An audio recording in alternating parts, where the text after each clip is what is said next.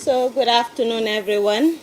Welcome to the press briefing, GK Partners press briefing, and then an update on the Diaspora Development Fund.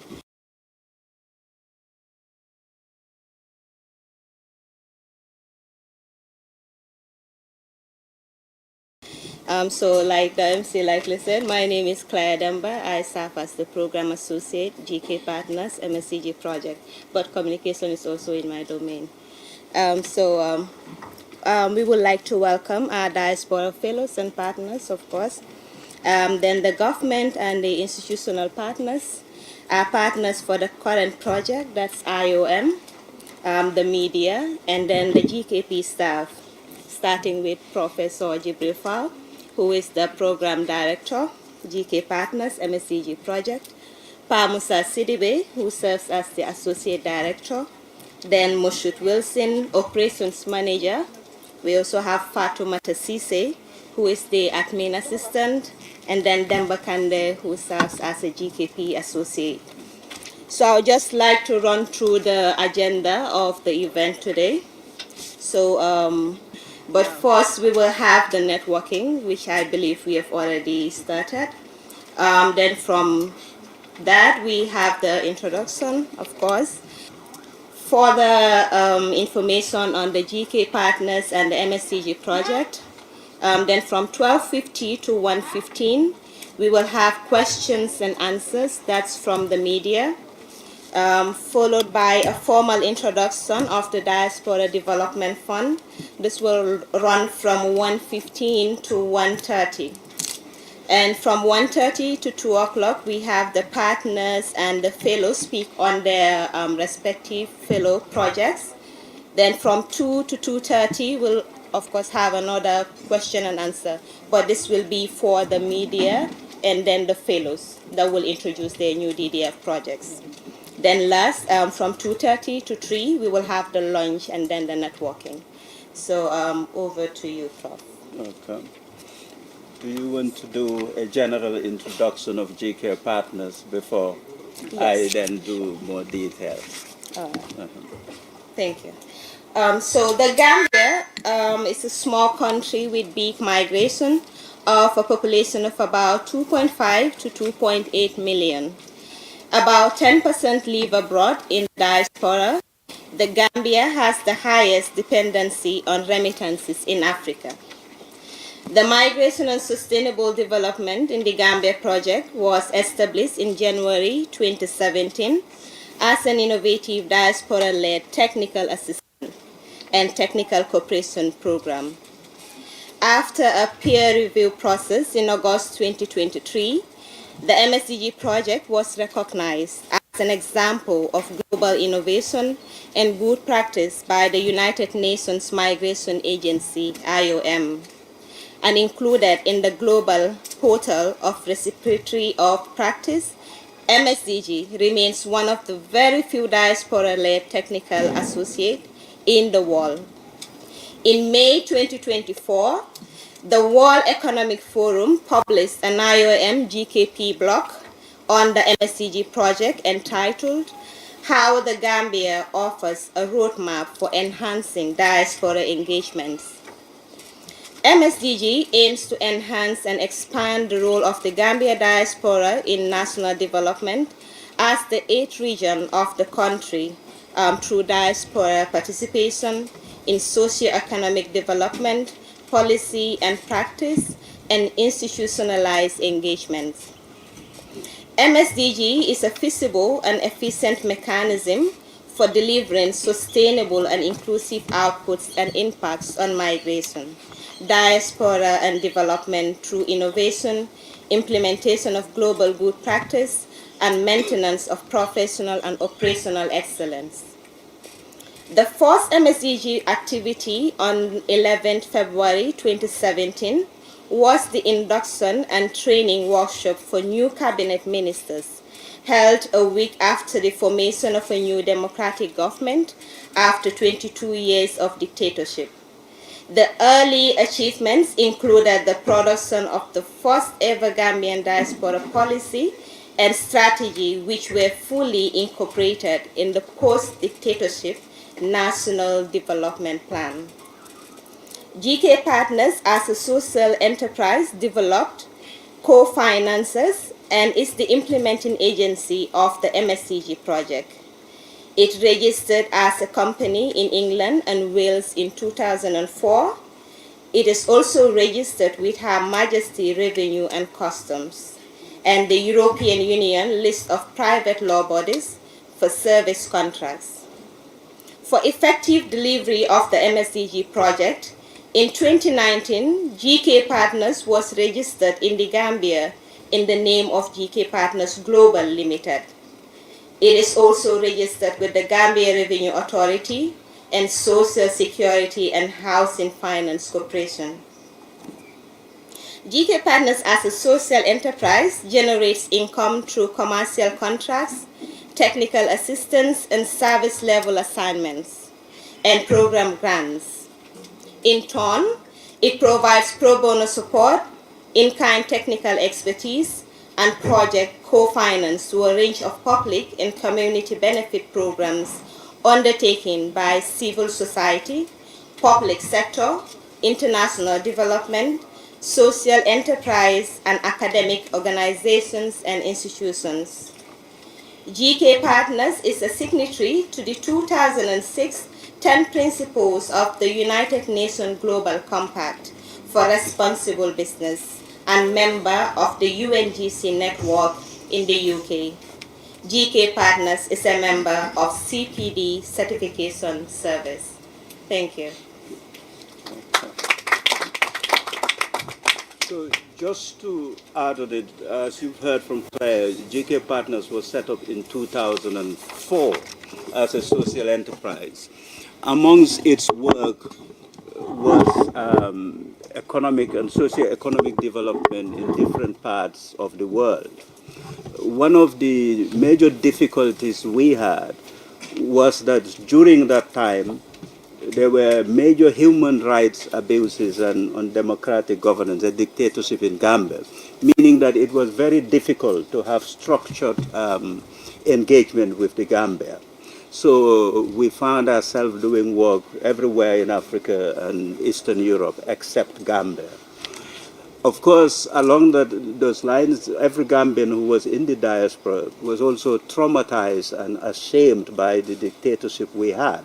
And efforts and money and resources were spent to support the democratic forces in the country. I have here next to me here James Bahum, who, for me, I think I remember that James was the first person who told me very early in 1994 that the coup d'etat we had will be a disaster and that we shouldn't just, because we perhaps were not supportive of the previous government, that we should really be careful because this wasn't the solution. And having then taken him seriously, I in fact drafted the first early day motion in the House of Commons against the dictatorship in Gambia. So you can see that many of us were spending almost, you would say, negative energy. All our resources was on fighting something, not building something. So when change happened, it was like a joy, an opportunity to focus on the positive. And that's why at the earliest opportunity, we set up the MSDG project. So yes, it was very early, it was 2017. And I think I arrived in Gambia on the 9th of February 2017, and the work has not stopped since then. And we're pleased that James and other colleagues have been as part of the journey supporting us. So amongst what we're doing, many people do say that it's certainly innovative, whether it's unique, there's a debate, perhaps there are other cases. But as a diaspora-led organization, it's a technical cooperation program, meaning fully supporting public institutions and the government.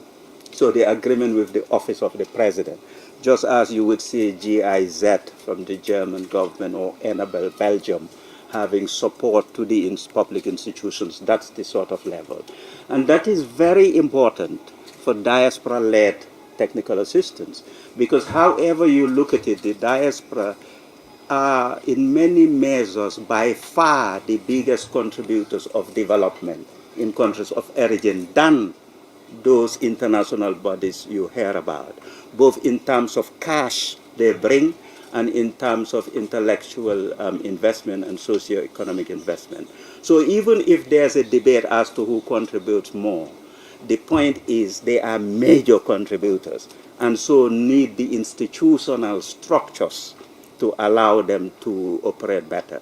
So we are grateful to the government of the Gambia in that they took the opportunity straight away and agreed to be part of a technical cooperation program. And up to now, only very few countries do that. Part of the reason we're doing this briefing is we have our strengths and we have our weaknesses. And one of our weaknesses is that the public is really not aware of the things we do. And our partners, our fellows, everybody tell us that we need to invest more time and ourselves in telling the story and discussing with people, because inevitably it's a good thing for the project. People would hear it, understand it, and will know how to help us and how we cooperate. So we are very grateful to the media for being here, and we would be counting on you to assist us even more. In the second part of this discussion, we would be talking specifically about our wonderful Diaspora fellows.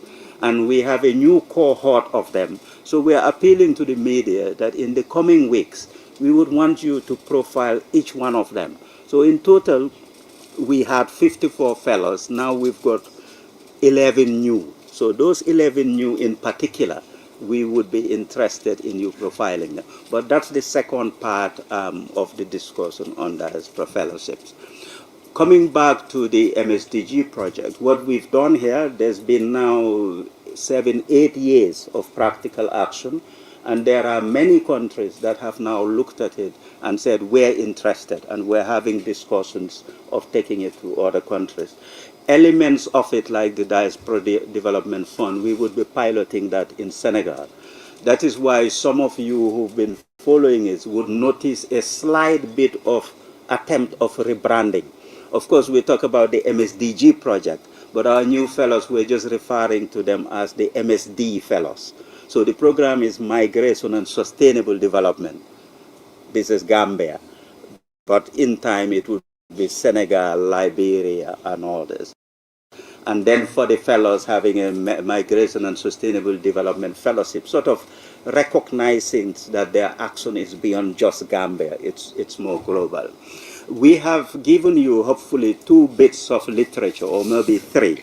One is this folding 4-pager, which has a summary of all of the major activities we undertook, and it actually summarizes some of the practical things. By June of 2024, we counted that we had over 200 interventions, mini projects. So, and they're divided. Some of them are the Diaspora Fellows, about 70 of them. The others are the activities that GK Partners and MSDG undertake. But even amongst the media who know what we do, perhaps the only thing they would know is the annual Stake in the Nation Forum. But yes, that's a flagship event. But we also do, the way we undertake technical assistance, we have a framework with the government called technical roundtables. Just yesterday, we did the 19th edition of that. So these are topics that we discuss, areas for improvements or development that we discuss with government and international partners in a closed-door setting where everyone is open and frank. It's a technical level and practical decisions are taken. And this has covered, yesterday it was on migration data. Previously we've done work, the first set was on remittance data collection and analysis with Central Bank of the Gambia. That was the first one. I think it was in January of 2018. And that is what led to effectively Central Bank of the Gambia being effectively #1 in the world in accumulating and publishing data on remittances. So if you take remittances, the global authority on who holds the data is World Bank, and they tend to publish it end of May every year. In fact, this year there's a bit of a delay. So people have to wait till the middle of the year to know for sure from the World Bank what the data on remittances of the previous year was. In Gambia, Central Bank of the Gambia, they publish earlier. When do you think they publish? They publish in January. So in this year, they publish it on the day of the Stake in the Nation Forum. And for 2026, it was on the 10th of January, wasn't it? So as soon as we're in the new year, the Gambia knows the number and publishes it. Isn't that wonderful? So that's an example of the technical work. Since then, we've worked on capital markets, on innovative finance, on fisheries, and different on rural development. So that's an important part of the work we do behind the scenes. So as I said in the document, there's a summary of the different themes that we work on and some of the outputs that we have achieved. I am more excited about the fellowship one, so I think before I would pause here, but before we invite specific questions to the media, by the way, the media, you can ask us for clarification or specific questions about the MSDG project and GK partners. That would then be the end of the first phase. Then we move on the Diaspora Development Fund and the fellowship. But before, and for that version, we have some of our existing diaspora fellows and some of our existing partners. They're here, and we are pleased that they're happy to say a few words about their experience, both as fellows and as partners. And that's important not by itself alone, but it's important because we have a new bunch of fellows, these 11, some of whom are also in the room. So some who may want to speak, we'll invite them to speak about what they intend to do, but they will have opportunity to learn from the existing fellows as well.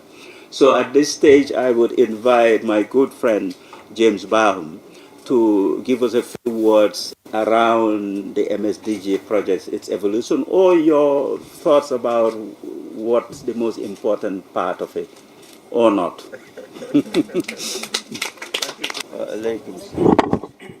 My name is James Bahum. As Professor Jibril Fall has given you a brief introduction about my role in the MSDG project. I am James Bahum, like I said, and I am happy to look around here and see young faces of people who believe, I suspect, on the MSDG project, Migration and Sustainable Development. I would want to just give a brief history about my engagement with the MSDG.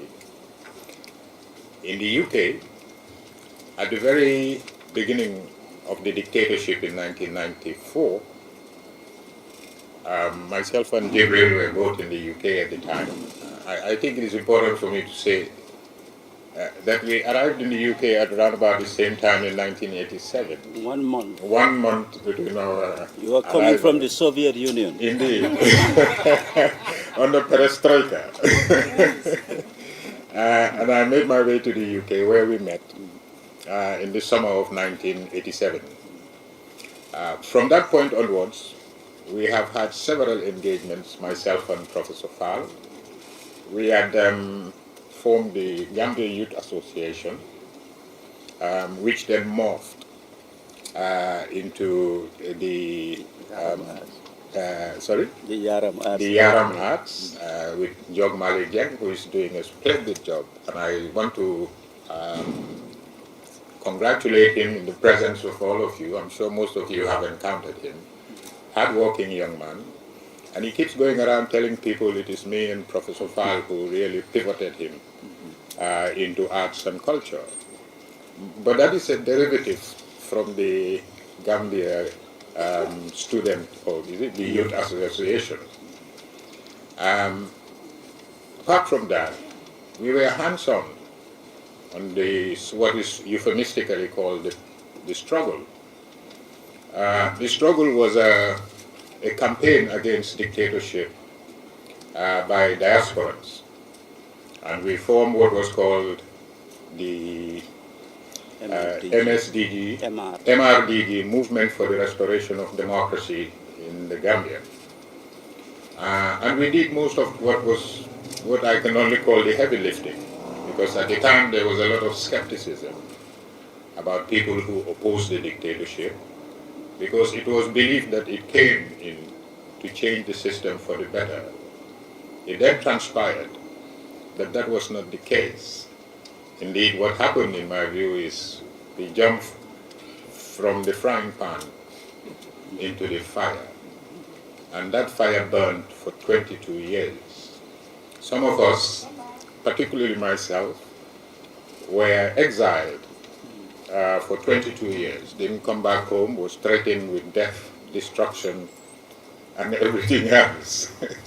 And I decided to stay behind, because I also believed that the work I was doing in sensitizing not only Gambians in the diaspora, but international organizations, both bilateral and multilateral organizations who had a vested interest in Gambia, that we would petition foreign diplomats, we will petition the national or the House of Commons and MPs, we would petition foreign ambassadors and so many other important bodies to inform them about the gross human rights violations that were taking place in Gambia under the dictatorship.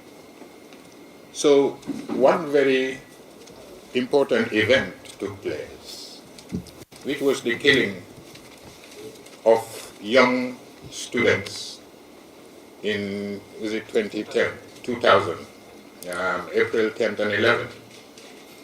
And that, for me, was what I consider to be the single most important catalyst for Gambians to wake up and know that the dictatorship was getting out of hand, and that is to put it mildly.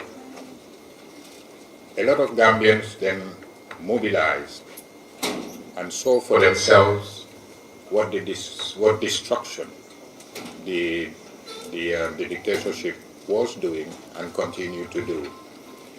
The April 10th and 11th massacre of students who were peacefully demonstrating the killing of their fellow students ended up being shot in broad daylight. 14 young students died in the streets. We thought, this is enough. Enough is enough. Now, in my own thinking, our organizations at the time, the MRDG UK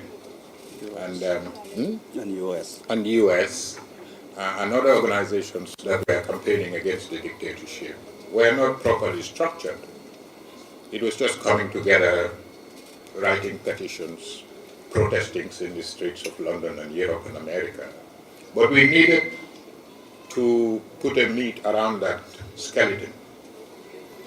And the first thing that came to my mind was, oh, I have a friend, why am I not going to call him to come help us? And I turned to Professor Fal. I said to him, we all have a responsibility to protect. And that responsibility falls on all of us. And I am going to kindly ask you to come in and support us in putting a structure around what was makeshift organizations with very little or no structure. And he gladly did. I was expecting him to say, oh, I'm very busy, because I know he's a very busy man. You know, he spends more time flying than sitting down with us here to have a chat. But he welcomed us. And he said, yeah, why not? And he's right. The first thing he did, and he's only just mentioned one event that, you know, he did, which was the early day motion at the Parliament. But he had gone ahead. When the first election after the coup was, I think in 96. That was the referendum in 96. talk and discussion around coalition building was first mentioned. And Professor Fall did what most Gambian intellectuals couldn't do or were not willing to do. He sat down with us, took notes, listened to what we had to say, and he went back home. A week later, we had a meeting at my friend's place, Ndai Jabate, and he presented two very important documents. One, in relation to the formation of an alliance or a coalition at the time, is called the Strategic Partnership, and the other one was the Tactical Alliance. These two seminal documents were the guiding principle of what we did after Professor Fall's intervention. We used those documents extensively. The chaps in America would call me and say, bro, man, send people you're going to know, we want to set this up. And it was the beginning of the structural campaign that followed, the creation of other campaign organizations, CODEC, for instance, which was a coming together of Gambians across the world, to form CODEC, which was a campaigning organization, including people like Professor Ablai Sen, Bankamane, all these usual suspects who were always on the media shouting against dictatorship and ensuring that the voices of the Gambian people, though shut down in Gambia, would still be heard in the diaspora. And we continued that campaign until the 2016 election, when we subsequently won against the dictatorship. Now, there were other very many activities in between. I don't think time will allow me to expand on that. But I'm sure we'll have opportunity to really do some work in explaining what transpired, the role of the diaspora in the campaign against dictatorship, and what we did in terms of our own resources, in terms of our own time and energy, traveling Europe, spreading the news and the information that diaspora, the dictatorship is continuing to ruin our country, kill our people, steal our resources, and yeah. But I am therefore very happy to be called upon to speak for 5 minutes. But I always say to them, you better stop me. So I'm going to end with this. Thank you. Mr. Bahum for giving further information on the diaspora development, no, GK Partners rather, and the MSCG project. So now we will invite questions from the media. Anyone from the media to ask questions on the Migration and Sustainable Development Project and GK Partners Global Limited.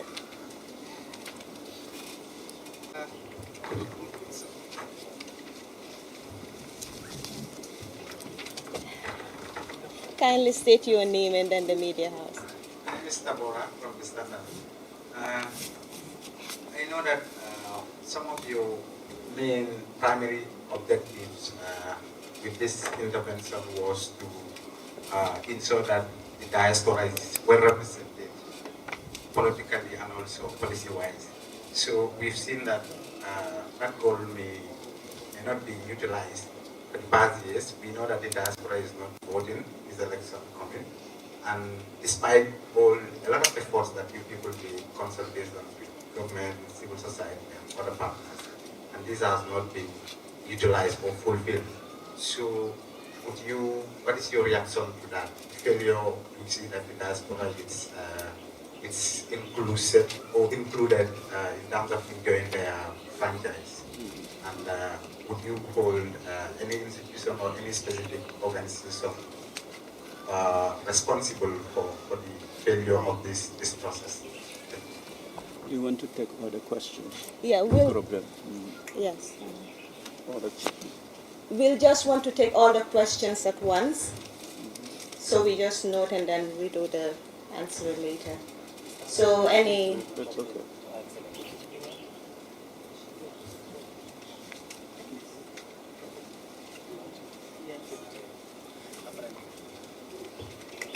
Thank you. I'd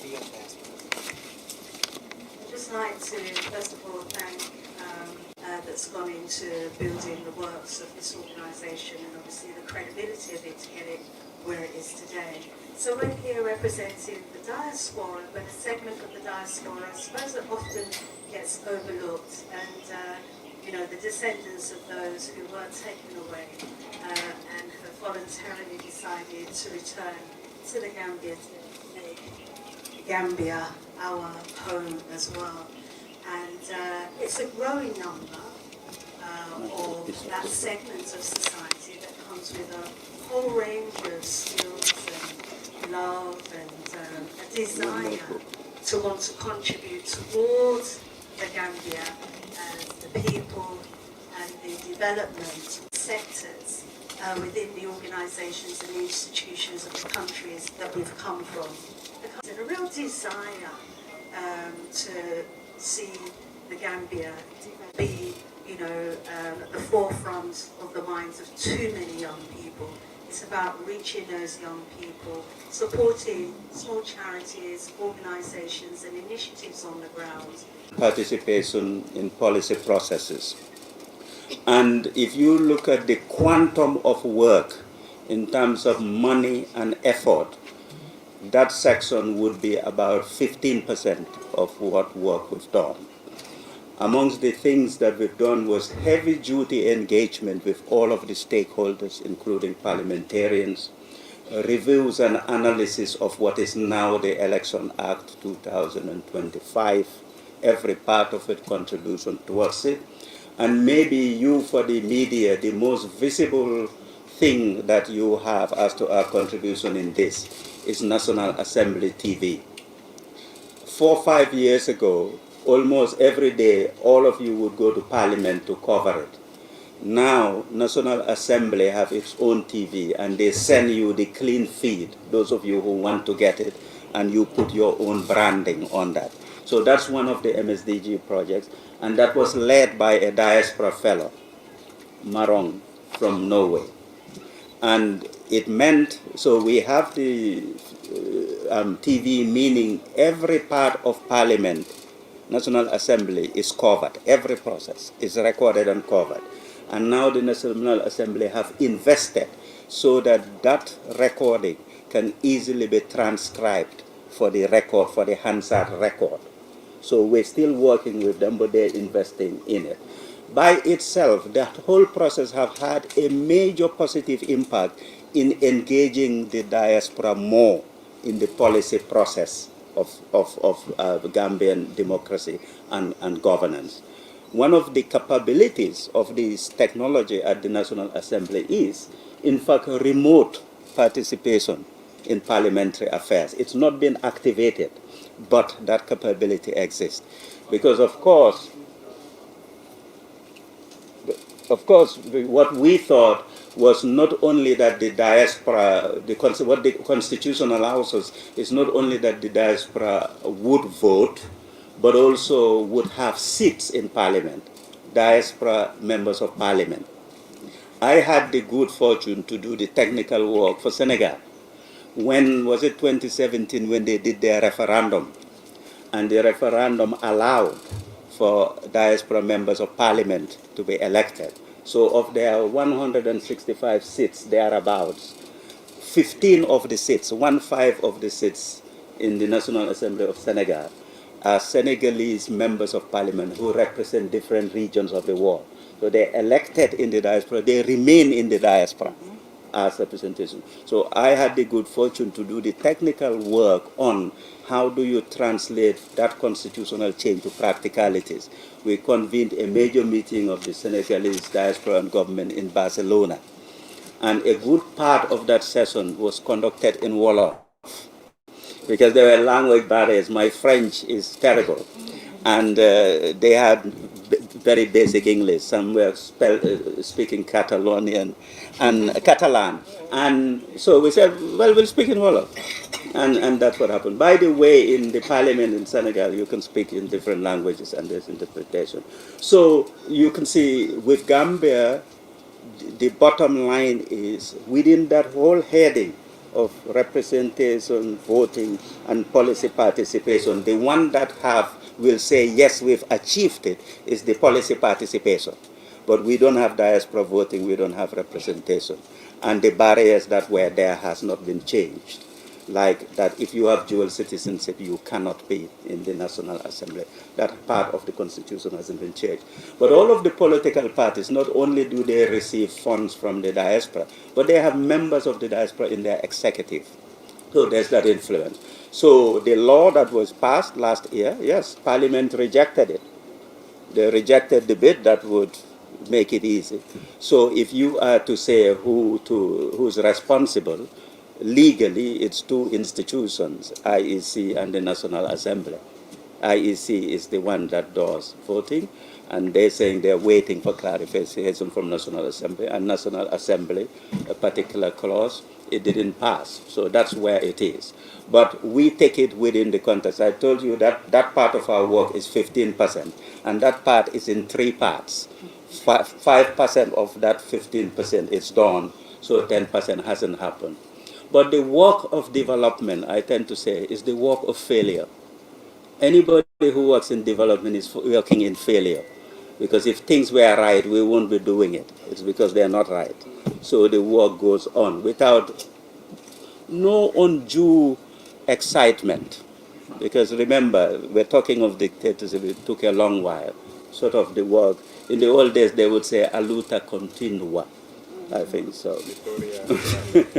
So then there's the question on, I'm very pleased that we have, now it's difficult to even say the transatlantic diaspora, because maybe you're coming from the UK, there's been so many movements. But our view about the diaspora is a holistic one.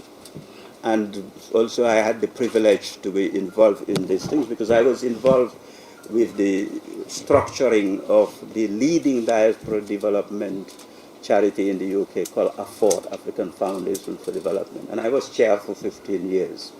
And in the late 90s and early 20s, amongst other things, was to conceptualize the diaspora and their role in development. Because guess what? It was not understood or accepted that the diaspora contributed significantly to that development, except for few cases around the world. And I had the pleasure to come up with a concept which I call the linkage between diaspora and memory. I theorized that the nature of the memory determines the level of engagement in development. And if my theory is right, then where the memory is weak, you can do something to increase it, to increase development. And of course, some of the categorization was, the easiest one is the natal memory. I was born in Gambia, so I was born here, I have a natal memory. Then there's those who have parental memory.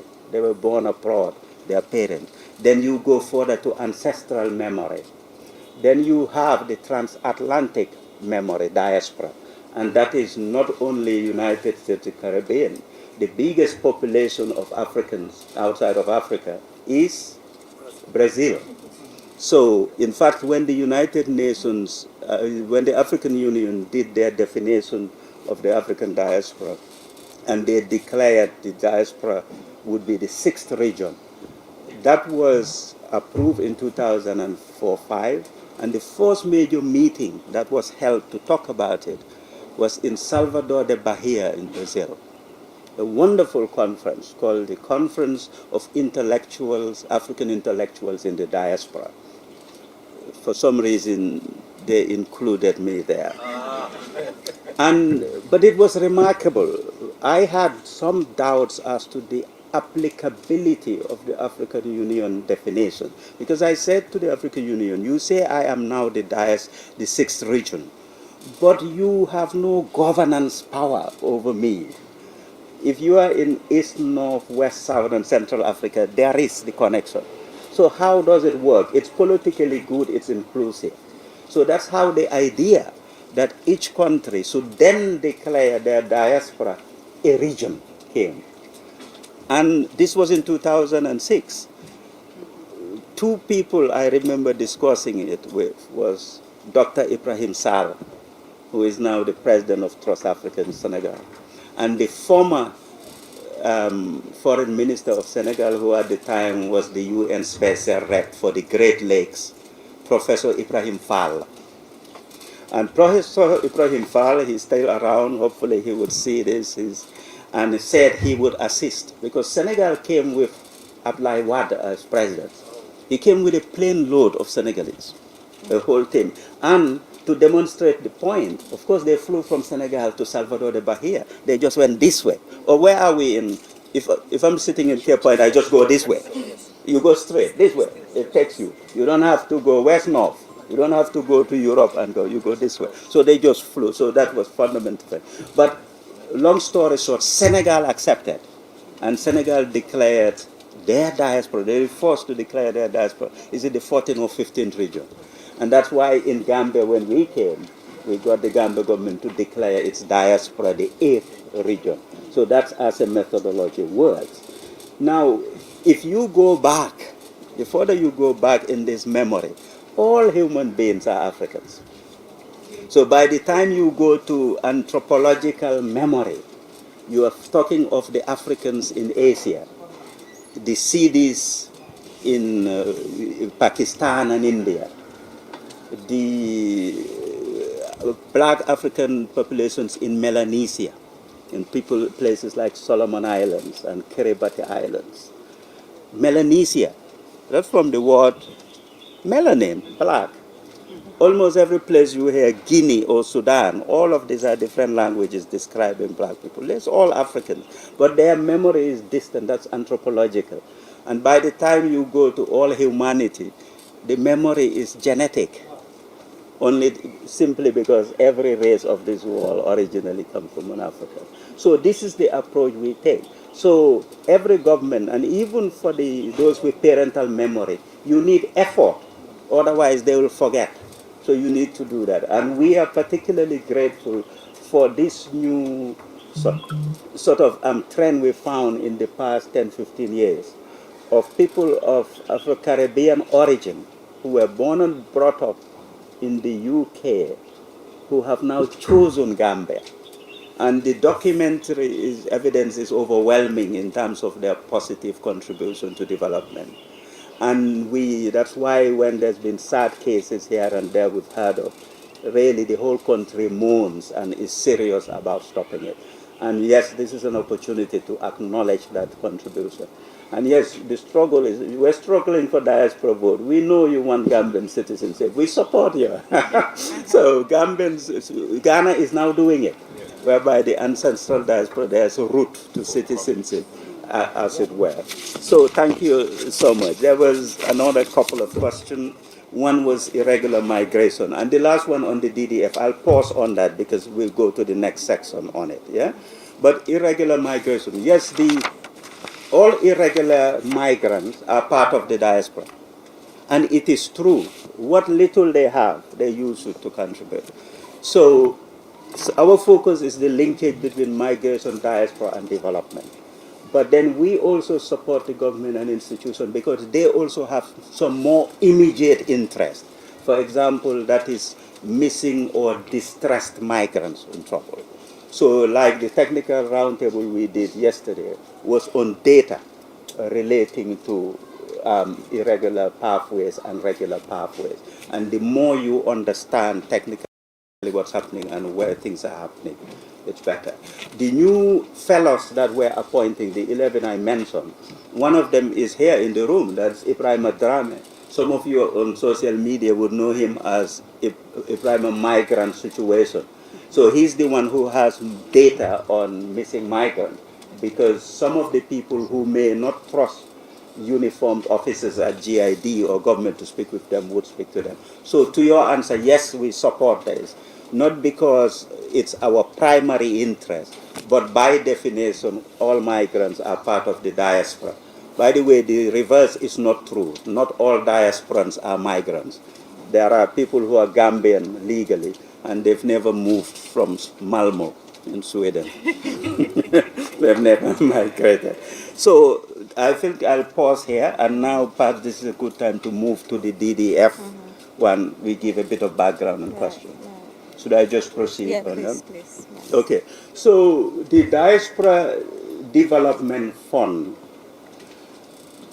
the idea that we should find some cash to support the members of the diaspora who already do wonderful socio-economic development projects or are planning to do it. The idea that one should support them with cash and technical support had been argued and accepted for a long time, that this is something that needs to be done.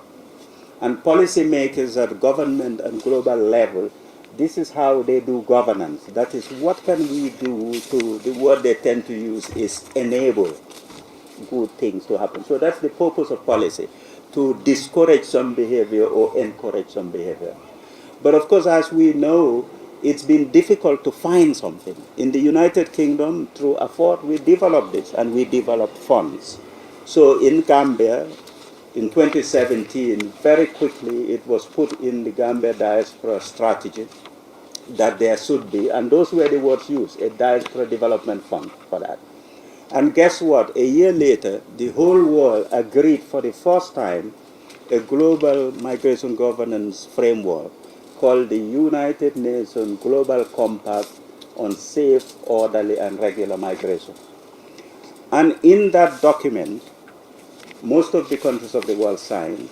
They had Objective 19, which is about diaspora, and Objective 20, which is about remittances. And Objective 19, it mentioned that countries should commit to set up diaspora development funds. So some people I call friends, but they cause me so much trouble, I'm not sure whether they're friends. But they accused me of writing that section of the other. And honestly, although I was sort of an advisor, but I didn't. But the wording was so similar to what was happening in Gambia. But because what we were doing in Gambia was accepted good practice. So then when the world caught up sort of with us, the language they took was what we already had. So as soon as you have this policy, the next thing is implement it. What we do with MSDG and other social enterprise projects is we just get on with it. We focus on the implementing, even if it's small, and then build it. So the way we started was during COVID.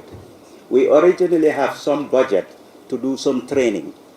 So when COVID came and the training wasn't possible, we thought this was a wonderful opportunity to then try to do DDF.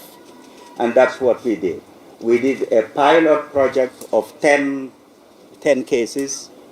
All of these were members of the diaspora who have projects in Gambia. And then we said to them, we know you already invest a lot of money, but you're always necessarily short of cash. If we can give you unrestricted funding, cash, and technical support to see how well that would uplift your project. And even though we work in this area and we theorize, we were absolutely amazed at the impact of these people, the impact. And I think the numbers are in the document. We gave out about 75,000 euros in cash to 10 people. Mbemba, I think you were part of the first 10. Do you remember what your DDF number is? Number 5 or something. You may be around number 5. But we have, for example, one of the fellows in that pilot phase. Oh, Janke, were you on the first one or second one? Second one. Second one, yes.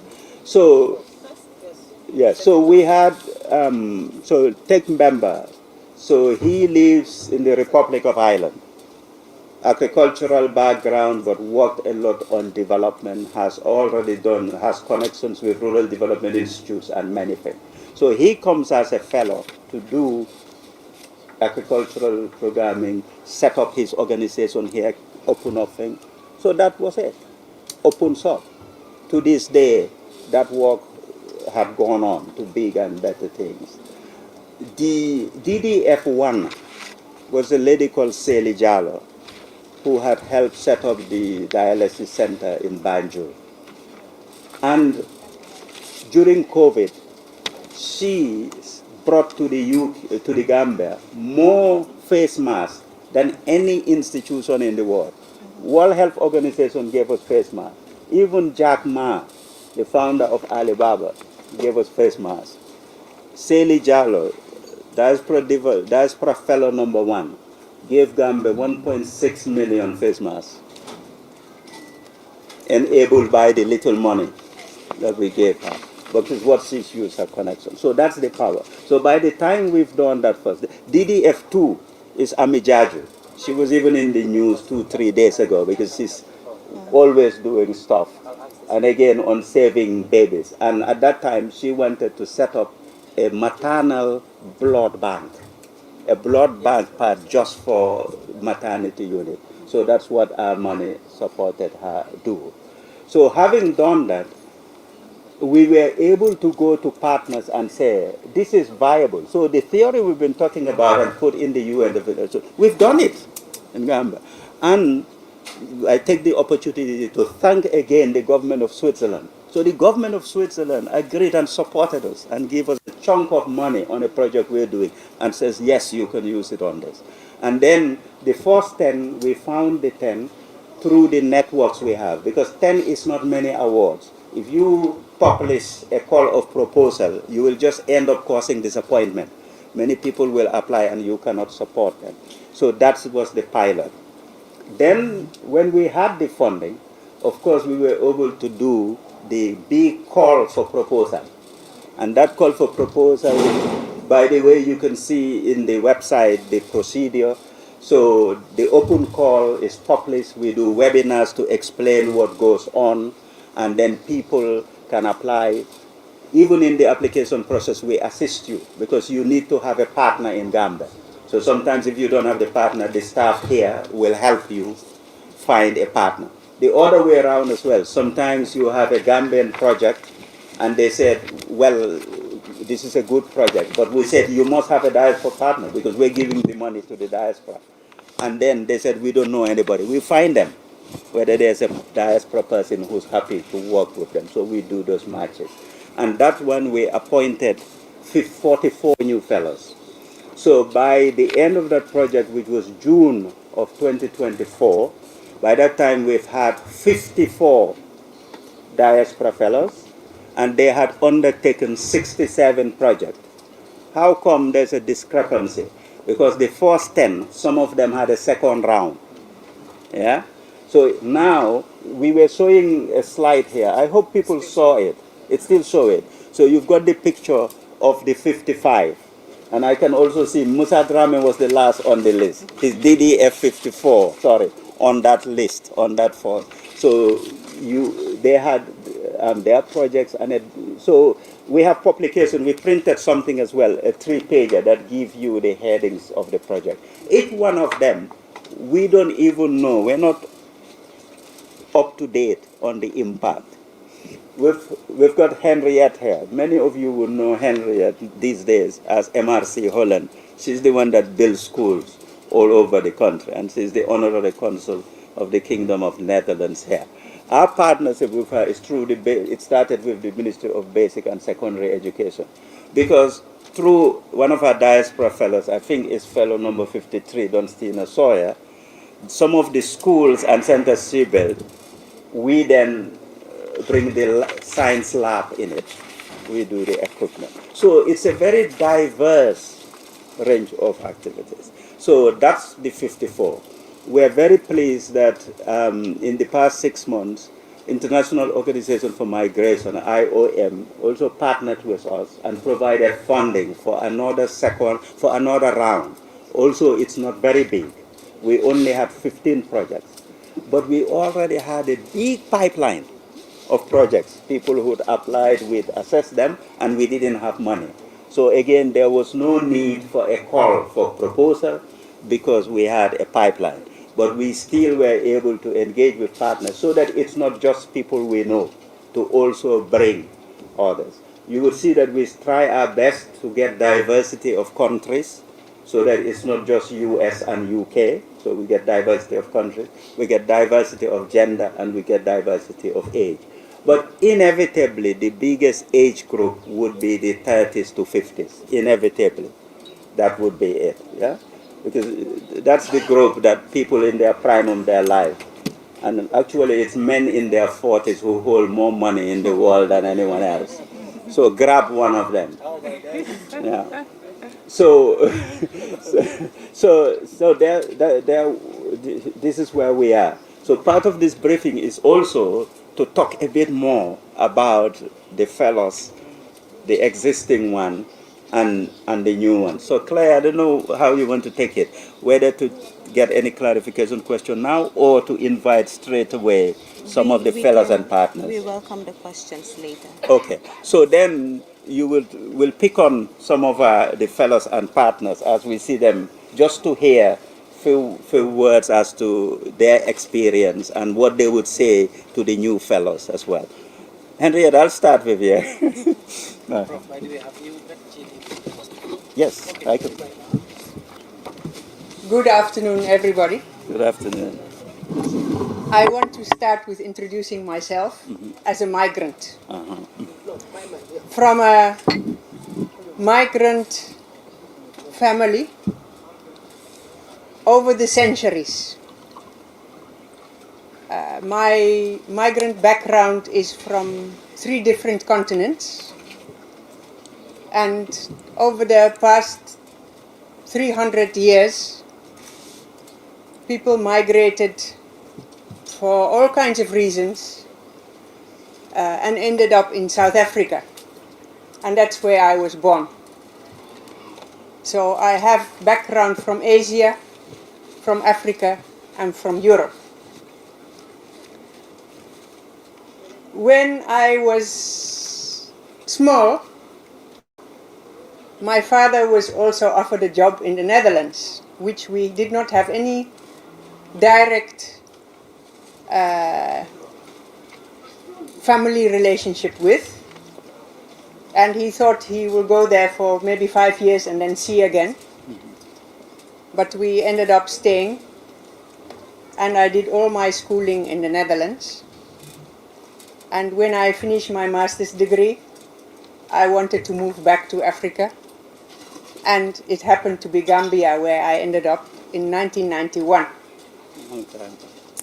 So since 1991, I was an immigrant in Gambia. And it happened that I settled here. And now I'm a Gambian.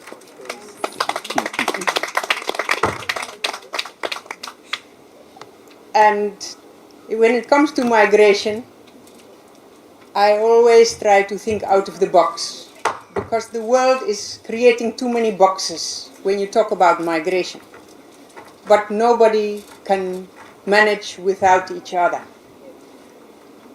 We see in Europe, people try to restrict borders. We've heard what happened in South Africa recently, where the population is very aggressive towards immigrants. And I think the whole world has to reconceptualize migration. Anyway, I ended up in the Gambia. I have all my work history in the Gambia, and Gambia has formed me to where I am now. And I'm glad that I can contribute through the Holland Foundation, which we got the sponsorship from the Netherlands, the MRC Holland Foundation.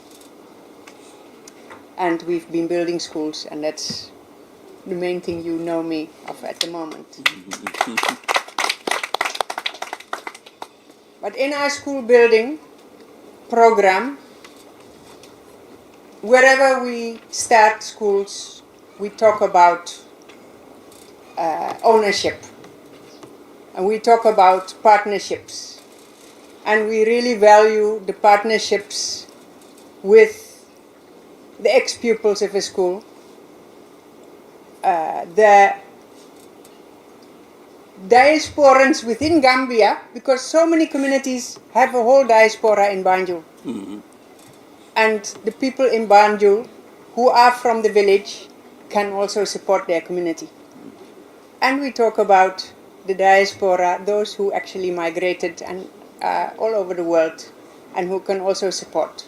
So you have a whole lot of levels of diaspora. And we discuss with the communities the importance of working together for the sustainability. Because the Ministry of Education can only do so much. Yes. They can provide you with a teacher, with a chalk, and with the backup support to make a school a school. But if the community doesn't support the school, they are nowhere. Now we have some very good examples of diaspora engagement. I can say the first was Burong in Kiang West, where we linked with the children who moved out of Burong and searched for school in the Combos. And together we built the school. It was one of the diasporans actually who built the school. Wonderful.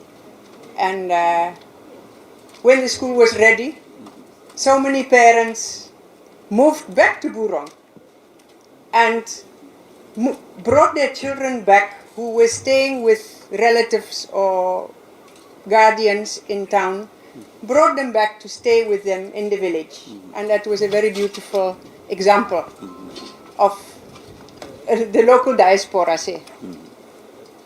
Two recent examples is also the Katong diaspora.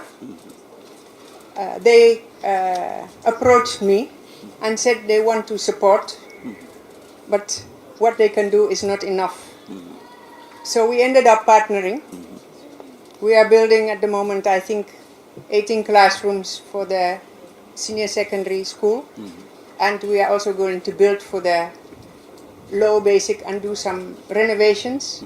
While the diaspora of Katong also collected $1 million to invest in their school. And for us, it's a one-off, but we also encourage them, let them continue. Because if you want the best for your community, continue supporting your school. Another example is Nyani Sukuta. The Honorable Minister told me when she reached that school, she was going to close the school. Wow. Because there was nothing. And it's called a senior secondary school, next to Barajali. The low basic and the upper basic is in Barajali. And they wanted, Sukuta diaspora said they wanted a school. So they started a senior secondary school. And the diaspora came in and they built 2 classrooms. So when I reached there last month, I found a school, a whole senior secondary school with 2 classrooms. So again, I said we can involve in building the school, but it's important to acknowledge what the diaspora has done. Because they are great partners, it's very important what they have done, and they may continue. We will just build another 8 classrooms and teacher quarters and whatever is needed, and then we move out. But the diaspora, they will continue. So again, they are very important. And of course, we work together with the MSDG project, with the science laboratories, which we made a good start. We all know science education is limited in Gambia, and more of it is required. We built one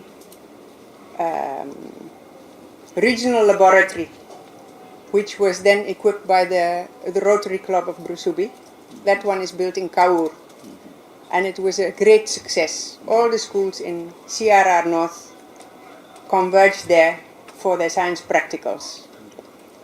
And we are envisaging that every rural region will have a very well-equipped and well-staffed science laboratory. Now there's one in Basse already at the college. And together with MSDG, we signed a community agreement for Sibanor. This was last year. The laboratory has been built and the equipment It's being purchased. is being purchased. Very soon it will be there. So hopefully before school opening, the Fonies will have their own well-equipped and well-staffed science lab. Yes. The setting it up is a success story, but hopefully the success story will turn out over the years where we see science, pure science students coming from the Fonies. Yes. We hope to continue. We are just ready to sign an agreement to make a science lab in Mansakonko for the lower river region. And if that is done, hopefully by next year they will also have one. And we can move on to the next and the next. Thank you. So we hope that the engagement will continue. Indeed. One by one, we can conquer all the rural regions. Thank you. Education is key for the diaspora. And education is also key if you talk about migration. Those boys and girls of 15-year-old taking the back way, what are they going to do? They are going to suffer. But if you have people and they are professionals, either academically professional or they have a skill, you can travel to those areas where they lack skills. And there's plenty job opportunities. And I'm sure, as much as Europe is being difficult about migration, go look in the next 10 years, they will be seeking for qualified technical people. So let's educate our children and let's encourage them to stay and be educated and have skills before they think of migration. Thank you. Thank you so much. Thank you. I have one. Hello, good afternoon. My name is Mbemba Jadi, originally from Saibatu in Woolly. I've been living in Ireland for the past 22 years. And I see myself as a returnee for the last 2 years in the Gambia, working in international development. I have been a recipient of the MSDG program before, and as Jibril mentioned, in fact, that was a very interesting one because I work with women's group in Kafuta with the Department of Community Development to set up a group. And also, this group, they had no vegetable garden at the time, but we were able to support them to develop growing vegetables. But not only that, but also they were able to process these vegetables, especially the tomato, to tomato paste, and also some preservations as well, like jams and other things, which was very successful. So this year, my role will be more on capacity development, training, mentoring rural youth and women CAFOs, but also developing, supporting social enterprise to start planning for wholesale supply in the area of dry food and social enterprise plans for communities, as for groups. So the diaspora engagement is very important. I know a lot of people have talked about that. I'm not going deep into that, but one thing that I would like to mention, the MSDG is an exemplary in the whole world because there's no much such things happening in different countries, especially in Africa. And I think we are so fortunate to have Professor Jibril Fall as a citizen of the Gambia, but also a well-renowned, somebody who is known globally. And everyone wants to have Jibril, I can tell you that. So I have shared platform with Jibril to a lot of international conferences, and sometimes I have goosebumps on my skin whenever Jibril start talking. On when people actually acknowledge his contribution. Sometimes those are moments you feel proud as a Gambian. There are so many moments, but those moments always comes and then you want them to be repeated all the time. Whilst I'm seated here as a diaspora, I know it was also mentioned about diaspora role, especially in politics. Probably, Claire, if you want to give me another 2 minutes just to dwell more on that. But I know Jibril has actually done a lot of work in terms of even diaspora voting. I could remember one time in State of Nation, State in the Nation meeting, I chaired a session on diaspora voting with governors of all the regions. And I think they really want to beat me up. Because everyone in that room, except me and Jibril and few other diasporas, were really advocating for the diaspora voting. Everyone was against us. And I think this is also happening in the Gambia a lot. If the National Assembly can vote against that, you know, there's something wrong. And I think the media also need to take a responsibility in that as well. To start educating people about the importance, not only the remittance we send, but we have a role to play as citizens. If somebody is disfranchised of not having the right to vote, you cannot participate. I know there's a lot missing. And Jibril, for your information, one of the diaspora, probably you know, would regard you as a mentor for the Mane, is now a parliamentarian in Senegal from Spain. But Fode, interestingly, Fode also have a link to the Gambia. The mother is actually buried in Serakunda. So his mother is actually a Gambian. So these are some of the things that we need to actually look into. And I think diaspora engagement, we can talk about that, especially the role of MSDG. For the whole day, we cannot exhaust it. But we need to support it. Not only us as recipients to work with groups here, but I think nationally it should be supported as well, to make sure that whatever activity is taking place is actually covered well for people to know what is happening, because it's a great contribution to the development of this country. A lot has been happening, but also diaspora contribution needs to be acknowledged in all stages, especially our involvement in politics, because Jibril has started a lot, and I know he will do the same. But also, he's somebody who is not selfish, because the Jibril will also have a plan set to other people, and they will go and do it without telling Jibril. But he always said that if the work is done properly, he'll be very happy with that. So that's the type of person we have. Thank you so much.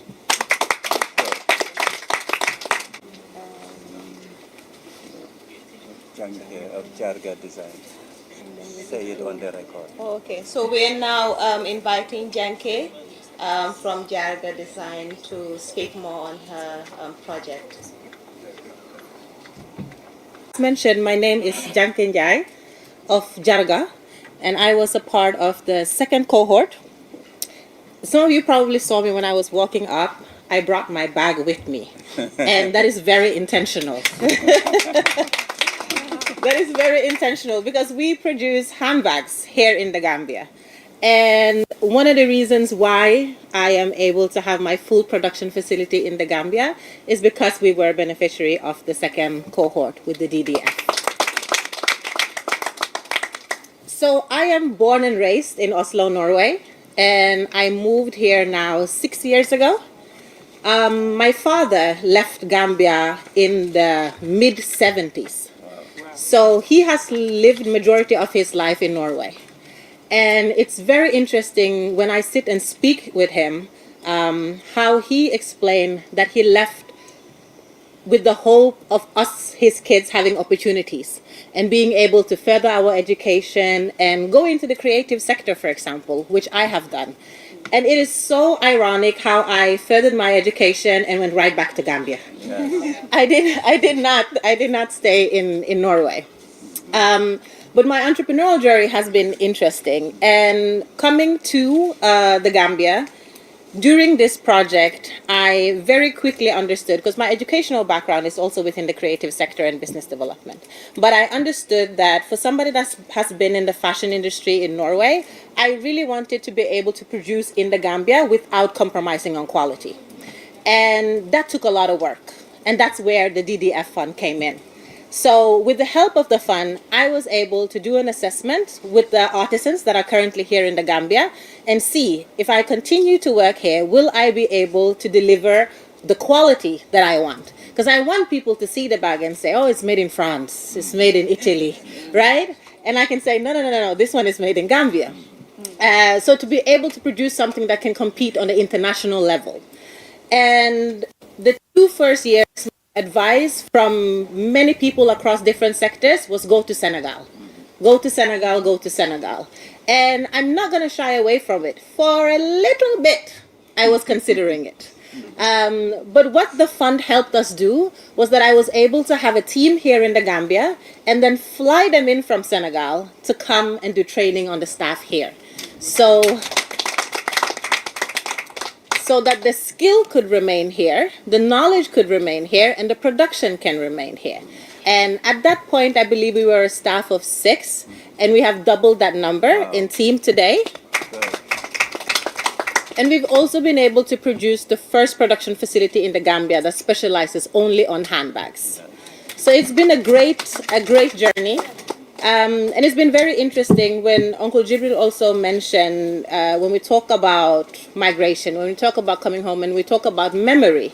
And for someone who was born and raised in Norway, very integrated in the local community also, my parents made sure that we spoke Wolof before we spoke Norwegian. My mother used to scare me and say, when you go to Gambia, if you don't know the national anthem, they will arrest you.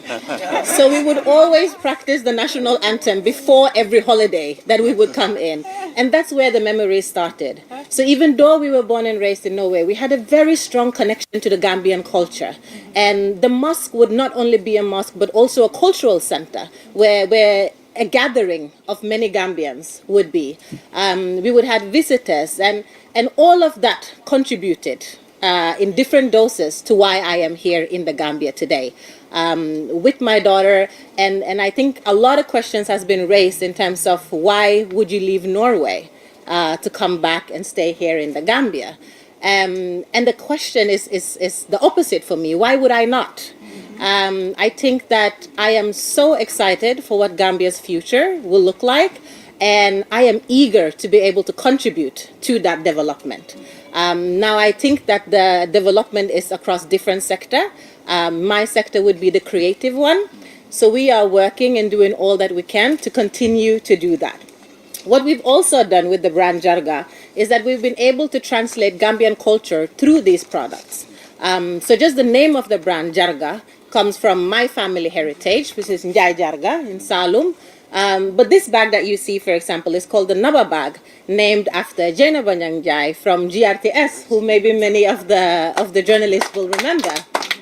So it's very interesting how we can also be able to commercialize our culture. Because I think that in this day and age, when it comes to Africa, whether it is sports or it is music or it is fashion, I think our culture is the biggest export. I think that we are exporting culture more than anything else. And when we speak of the fashion sector, I do think that Africa has come a long way. But unfortunately, we still speak of Nigeria and Ghana and Senegal, and Gambia hasn't fully entered that conversation. But that's why I'm here, to make sure that we can enter that conversation and be a part of putting Gambia within the creative sector internationally. So I am extremely grateful. This was the beginning of my entrepreneurial journey here in the Gambia through MSDG. And I can honestly also say that it didn't stop after we received the funds. And I think that is a key factor. Because very often you receive the funds and then you do what you're supposed to do, you send in a report, and then that's it. And that's not been the situation in my case. I think till this day, Mr. Sidibe, I bombard with our catalogs all the time.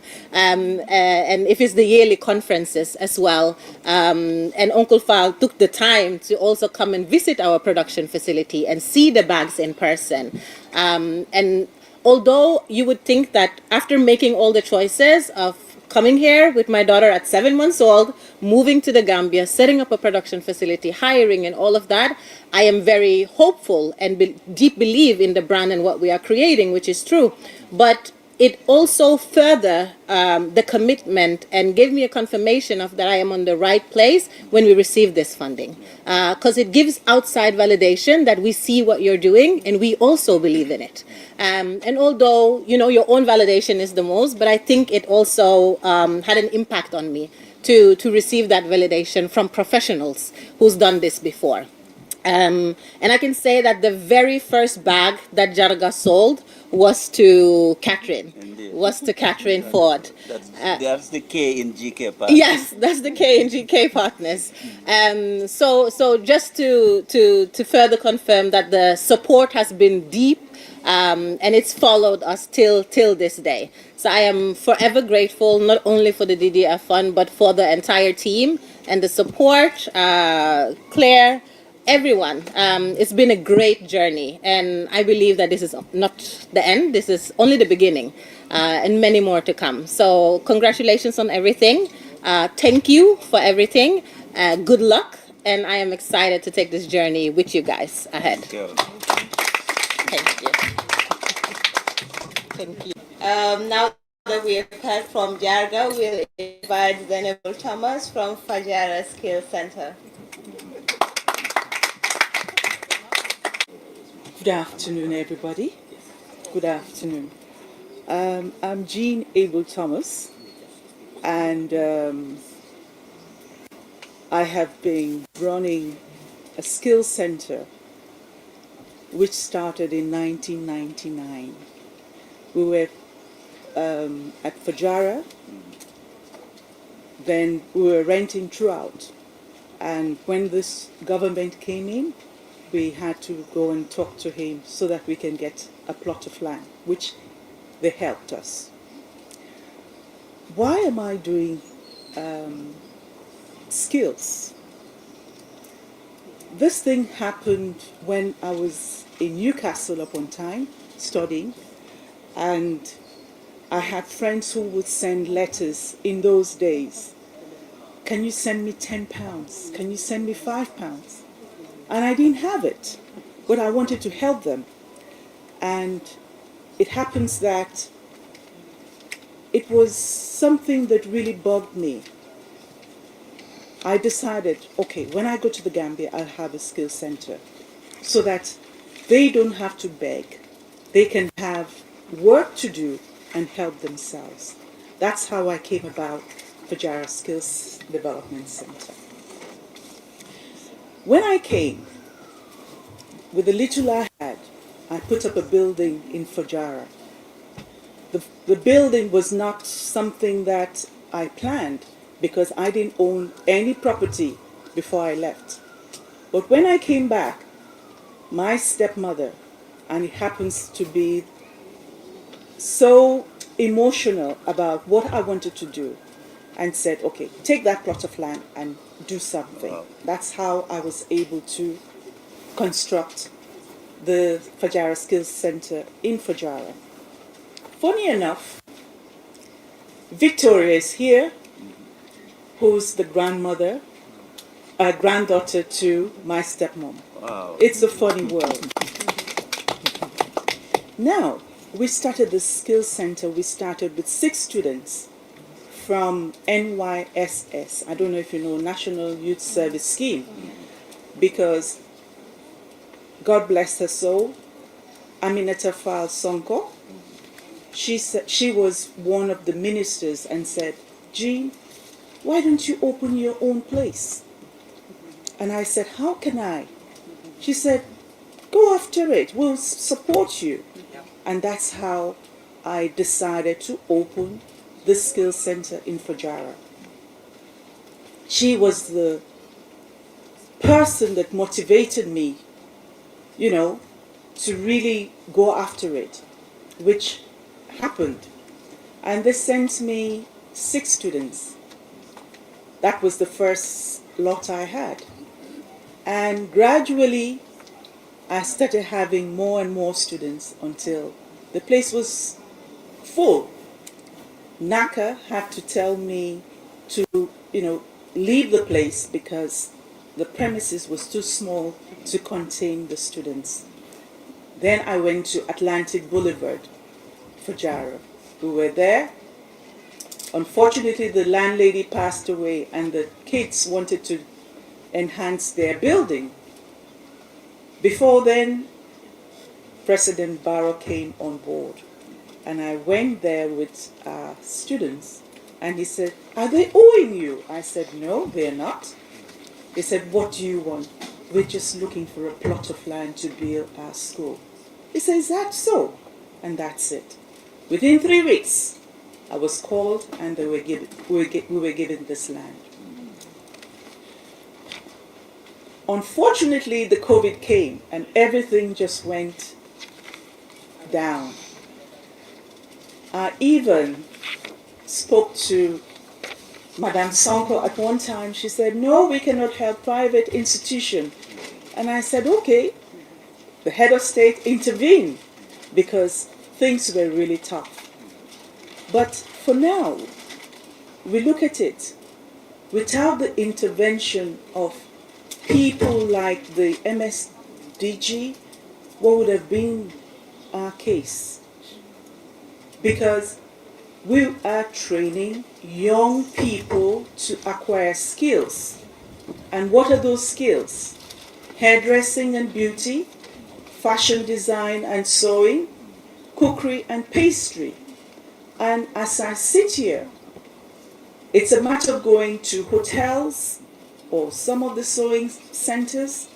I have ex-students who are making it great in this country.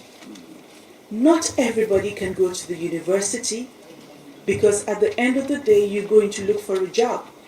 But with the skills, you can sit at home and do your work. Once it's good, people will find you, locate you for services. So I always encourage young people, because if you look at it in this country, or let me say, the girl child is not that important. It is the male child that is important in the home. And they will say, "No, let's train the male child." At the end of the day, what happens to the girl child? I get emotional when I talk about this. But these are girls that have potential. Because they're not doing well in maths doesn't mean they're stupid. Nobody is stupid, because that's what I hear parents say, and it hurts me.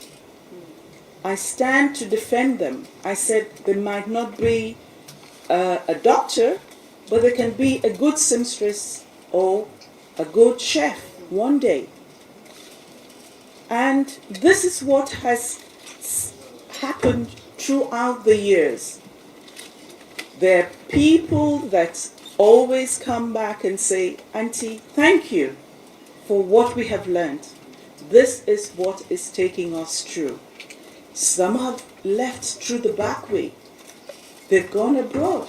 But because they have a skill, they're able to generate income. All said and done, we are most grateful to the MSDG for the help they rendered at that time, because it was a crucial moment.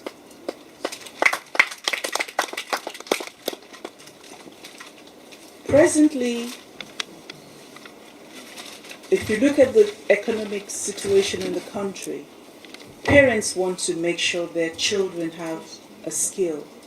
But because they don't have the financial capability, it is a stumbling block. So, most of them, we try to encourage them to have like scholarships. And this is what we did. We chose the students who really needed it and gave them this opportunity. I would not say without MSDG, we wouldn't be here, but they have really helped a great deal. We've partnered with them. I don't know how come we were lucky to be part of the project. You were good. Thank you. Thank you. Thank you. Thank you. And looking back, over the years, we have so many ladies that had set up skill centers, but where are they? They've closed down because they said, gee, this is not profitable. I said, oh, if you're looking for profit, you go to the hotel, build a hotel. But if you're looking to empower young people, you have the empathy to see them stand, then this is not your business. So they closed down. Anytime they see me, Yancy Korn. I said, yes, Beboba. It is a joy for me to see them come, naive, not knowing their right from their left, counseling them, giving them the basic entrepreneurship skills, language, English language, maths. You know, at the end of the day, they're graduating. Find them with so much confidence. You tell them this, they want to tell you that they know more than you. This is a joy for me. This is what I am looking at. It's not the profit. It's how you can enhance somebody's life. And I say thank you once again to this organization for putting us on your roadmap to where we are. And I cannot say Abarka, Jerejef, thank you more than this. Thank you. Thank you. Thank you. Thank you so much. Thank you. Enable fellows to also speak on their projects. We'll just invite two of the new fellows after we take in questions. Thank you so much. My name is Musa Drame. It's wonderful to be here today. Kusip Crew Gambia have been here for the past 7 years now. And then before I go further, I can remember when Mr. Professor Fall come to my office, and then I'm trying to introduce myself of what Kusip Gambia is doing in the Gambia. And I remember he was telling me, if you don't need to convince me, I'm already convinced what is happening. So I started this journey in 2013 when I was just 24 years old. And I started working for Norwegian Cruise Line for 9 years. And I look at it every embarkation when I see people coming from the Philippines, India, Caribbeans. I say to myself, I mean, Gambia, when it comes to hospitality, we are one of the best in the industry, and that we can be able to do well. So as I'm talking to you today, we took 700 Gambians to the cruise ship. And then when he passed by to my office, and then some of the challenges we talk about, and then he was so generous, to partner with us and sponsor more than 60-something youths to be trained in our office so that they can get jobs on the cruise ship. So thank you, Professor Paul and MSG partner for that initiative. And we have a lot of positions that are coming for cruise ship jobs, because cruise ship industry is growing every day. Not only recruitment, but we want even the cruise ships to come to Gambia, because that is good for our tourism, and it's very sustainable. It's not just 2 months, 6 months, it's year round. And when they are coming to Gambia, they are not coming with 200 people, they are coming with 2,000 or 500 or 600 people. So this is very good for our economy when it comes to local vendors and tour operators, local market is good for everybody. So we're working with different cruise lines, Norwegian Cruise Line, Silver Seas, Asamara, and this Royal Caribbean. These are one of the biggest cruise lines in the world. And they want to give 5,000 jobs every year for Gambians.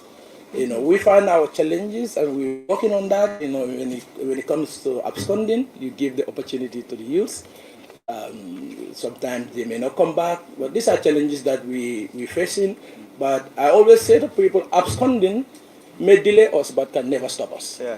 So, and then I always tell people, I've been in the US for 9 years. After this, and when I decide to come back to Gambia, I'm not going anywhere. I'm still here, and I'm going to make sure that we work on this to create or promote this job so that young Gambians can go and work for 6 months and come back to Gambia. Almost everything on board is free.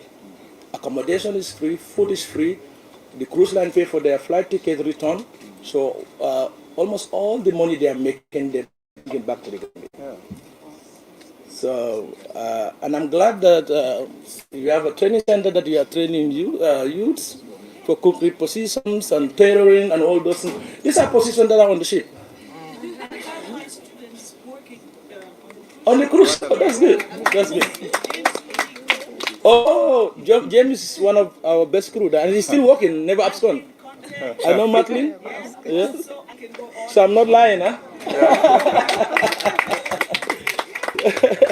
So, well, I'm always proud sometimes when I go to places and people are stopping me. Hey, you help my brother. You know, my sister is there.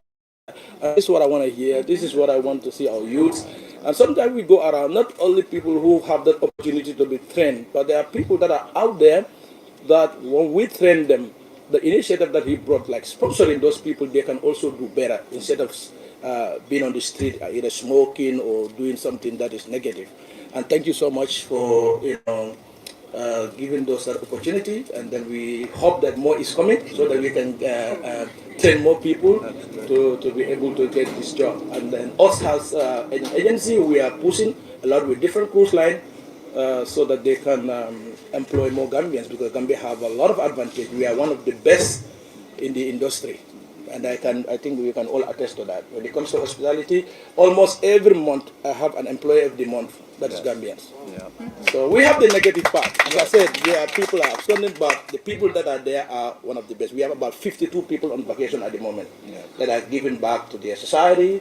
You know, also some of them are even going back to their former hotels and train them of the new skills they learn. So it's a great opportunity, and then anybody who has the qualification, you know, it's open for Gambians, and the application is free. You know, I always make sure I emphasize that in any of my, when I get the opportunity to do so, the recruitment is free. We are not charging anybody to pay anything. Do not go through any agency. We don't have no third party. They have to come directly and apply for the job for free. If when they are doing the training, when they get the opportunity, we told them someone paid this training for you. And when you finish that, when you're coming to apply this job, it's absolutely free. You don't have to pay for anything. So thank you so much for the opportunity, and I'm glad to be here. Hope together we can change this country. Thank you. Thank you. Thank you so much, Mr. Drame. Now that we have already had a background on the Diaspora Development Fund, and we have also had from some of our old fellows from the second cohort, we now invite questions from the floor, the media, anyone. My name is Salifu Ba. I represent a platform called iGrow Venture Limited. It's a Gambia-based institute doing investment advisory, consultancy, and capacity building.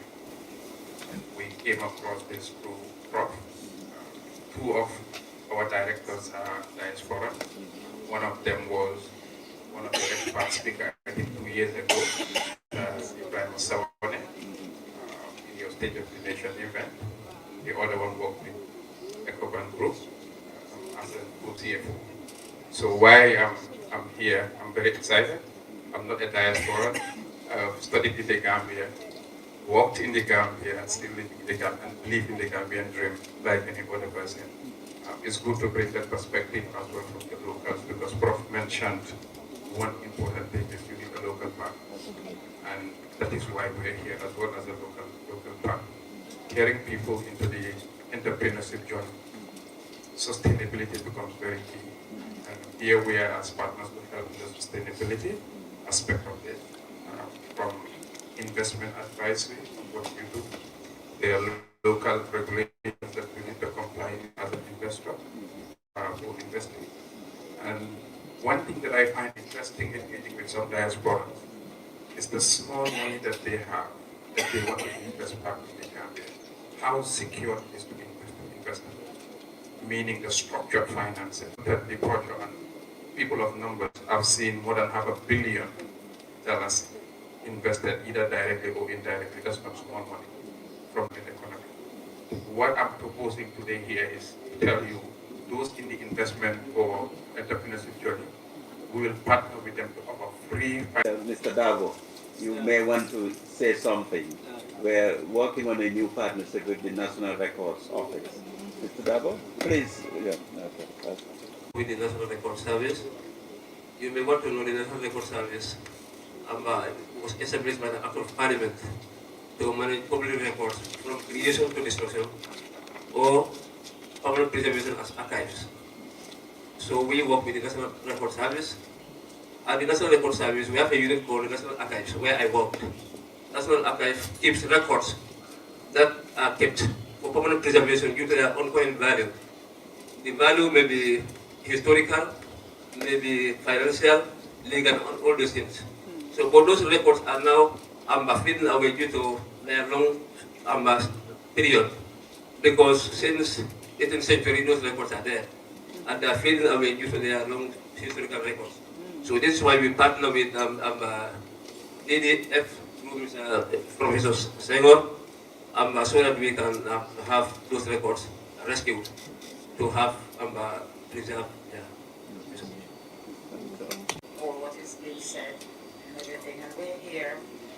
We'd like you to know that we're here as well with skills, and as we return home, I've been living in London, born in Jamaica, but I went to the UK as a child in 1974, and I've been living there teaching for over 25 years. I'm a qualified designer, and I work with saying is that there's a lot of us here, and sometimes we feel that we're not included. And so I'm going to have at the end of the year an award, and we hope to see a few faces there, and that you can get to know us and know what we're there. 18 bought 3 machines to build stabilized earth blocks. I'm also trained to build the blocks, believe it or not. And we've trained a lot of people here, a lot of youth here, and give them an apprenticeship of how to build the eco blocks. When I came with the idea and brought 3 machines here, there was hardly any buildings being built with the stabilized earth blocks. So this is one of the things that we're doing, and now we are finishing my first project where we're at roof level now. So that's one of my friend's house that we built. In saying that, we would like to be included and to be thought of as can contribute, and we're hoping that there's a space in your organization to work with us, because at the end of the day, we are still doing the work and working for Gambia, with Gambian people, with Gambian children. But we find sometimes we are out of pocket, trying to use our resources, trying to also survive here, trying to build, trying to pay our rents over our head, and still trying to make sure that we leave the West and sort ourselves out properly to be here. So there's no one to help us. So I feel like sometimes, I've been told that we need education in certain things and to be educated. There's a lot of people here that this sister beside me, she's written 6 books, black books. She's got books on Amazon, not being watered or whitewashed. The truth about African history. We've got a library that we're setting up, and we just want black books in the library. We've got school with autistic children and disability. So it's still good to know what we're doing and see if you can partner with and use our skills as well. Because, as I say, I'm a teacher in design and technology, and I do know from seeing the stars and the cut that in Gambia you could use some help with training the students how to design and how to cut, especially in bespoke tailoring. I also teach city and visual studies, which is something I don't know if you're familiar with, but that's a different course that we give the students ideas of how to become designers, whether you want to branch off into furniture, or engineer or design, but it's the concept of being able to take what you have around you in the Gambia and design, make something of it, which it could be all around your environment. Just teach them how to use the skills that they've got. So we've got something to offer, and I hope that you would consider us as being your partner, because we come to give, we didn't come to take away. Thank you very much. Thank you. Thank you so much. Two, first from Bintuan and then followed by a Brahma migrant situation. So Bintuan is actually from Queen Farms, and Bintu, you are welcome. Today. Good afternoon. When Professor Fall and Mr. Bahun were meeting in United Kingdom, I was doing my O-levels in Banjul. Yeah. You're exposing our age. Yep. My name is Bintu Ann. I'm like Madam Jai. I'm a walking billboard. I am Queen Farms. And it's the first time meeting Professor Fall, although I've been bothering on the phone. I'm really grateful for everything he's doing. DDF came in with a timely intervention. This happened after losing a lot of hectares of crops due to the extreme heat. I've lived in Sweden for over 3 decades, came back to the Gambia last year. Why leave Sweden for Gambia? This is home, and it's the most beautiful country on planet Earth. I can't change it for anything. So what does Queen Farms do? I believe in youth empowerment. I'm a mother, I'm a grandmother, I'll tell everybody. Coming from a technical industry into agriculture, they go hand in hand. But what's really important to me is I went to school in the 70s and 80s when all schools had school gardens. And unfortunately, that's something I'm not seeing today. Yeah. Yeah. I've had my first farm in North Bank, and my second farm is in Sierra North, and trying to engage them in what I'm doing. And today I'm building a new one in West Coast. That is my home in the Fournies. And I would really have to have a lot of youths on that project. And the food security, that's what it comes down to. This is why I'm in the Gambia. We eat, a single human being eats 1,095 times per year. We have almost 3 million people in the Gambia. Do your multiplication. How many of those are Gambians feeding today? Food is coming from outside. We are actually contributing only 6% of what we are eating in this country, and that's really scary. So this is why I'm into agriculture. And I believe in one thing too, that is sustainability. We can't just go into agriculture and pollute our soils and our drinking waters just because we're making a buck out of it. We need to do it with a good conscience, and that means being very sustainable. Think of sustainable practices, use fertilizers, use less of pesticides and insecticides. Do the work that is supposed to be done to produce good food. And then reclaiming our markets. We have a lot coming from neighboring countries. I don't have a problem with that. Gambia is part of the ECOWAS fair trade, but we are not trading anything outside the Gambia when it comes to agriculture. So those are some of the things that I want to work towards.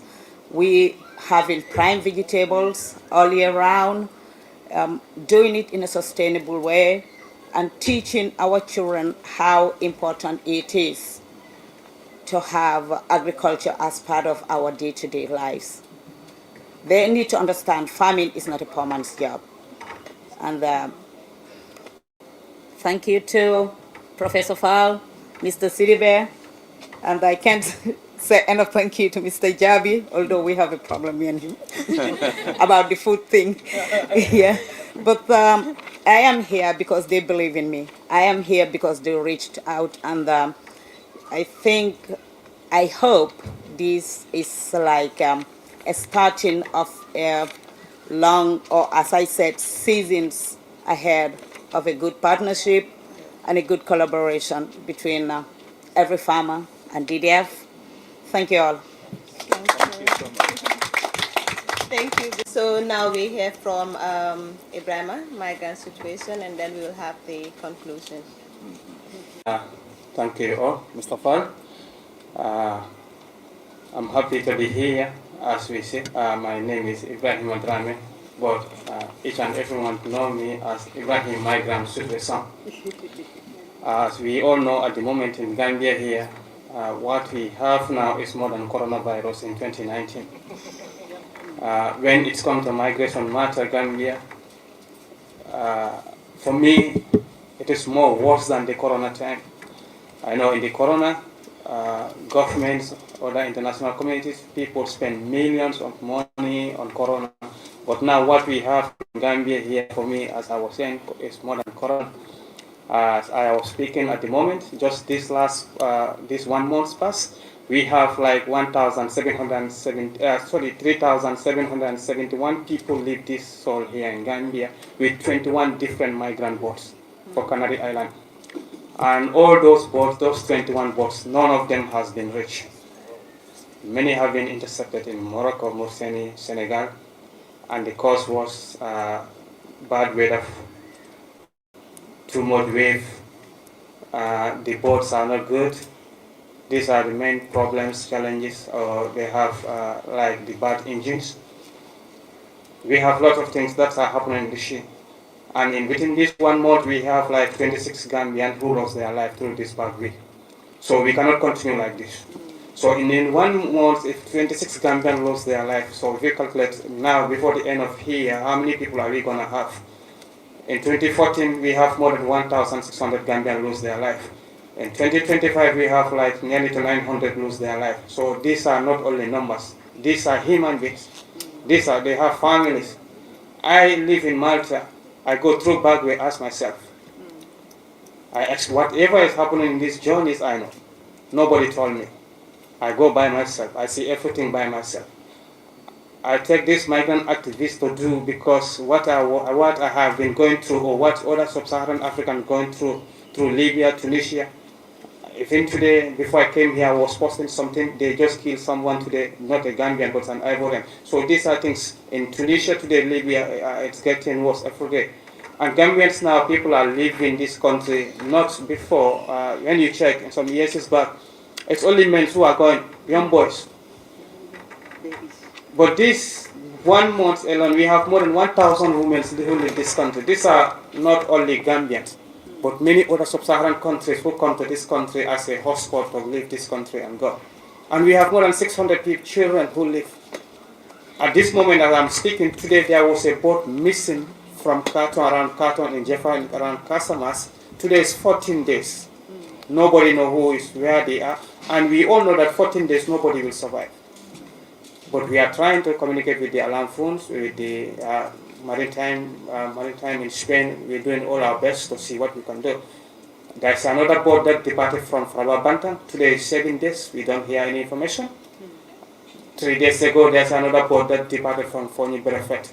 So in Gambia here, people are just gone. That's why I said migration in the Gambia now is more than coronavirus for me. So for having this opportunity, what we want to do here for us, those who are, because in the Gambia here we all know, people are gone, but in European Union, they don't want migrants now, they want skilled workers. And Gambia here, those who are migrants who are gone, many are not skilled workers. Last year alone, we have more than 1,700 Gambians who have been deported from Europe. They are still here, sitting, they are doing nothing. They don't even have integration system. Here in the Gambia, we have a zero policy of integration. Many of these boys are here smoking in the street. Some are even getting mad because they lose everything. Nobody is there to talk to them. Nobody is there to look for them, and nobody is there to hear what they are saying. So for us, what we want to do, those are the people who are coming back. What can we do? What can we do together? Not for them alone, also with their families. For me, when I leave this place here, I go to any family. Some parents, when I meet them, when they are welcome me, they welcome me with crying, because I have been calling them and tell them, oh, your your son has died, or your daughter has died. So that memory lives with them forever. So when I even go and visit them, when they see me, they know this is Ibrahim is the one who told me my daughter died. They don't feel happy.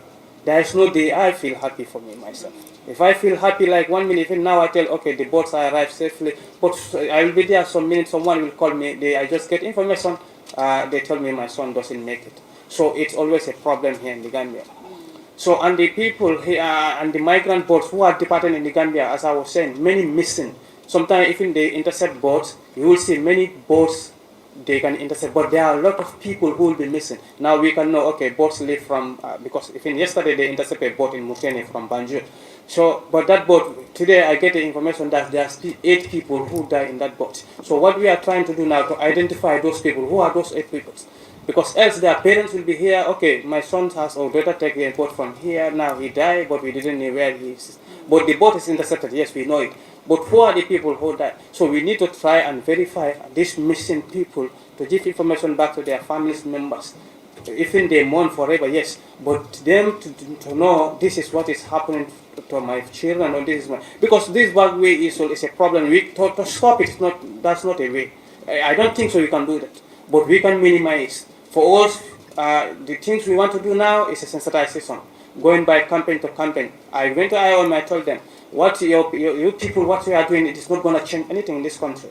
We go to the hotel, we bring drinks and cool waters, air conditioning, we're talking back where it will, no, it will not stop. The people who are going, you need to go and follow those people back into their rooms. Talk to them directly. This is the danger. I have a team who I go with them. Some are migrants, we are all migrants though. But some are successful migrants who come just for holidays. I try to go with these people so that they can tell their story. And I go with people who were being deported. Yesterday there is a migrants who were deported, more than 150 from Mauritania, and 150 also who deported from Libya. So I try to go with all these migrants just to tell their stories, people to hear what is happening.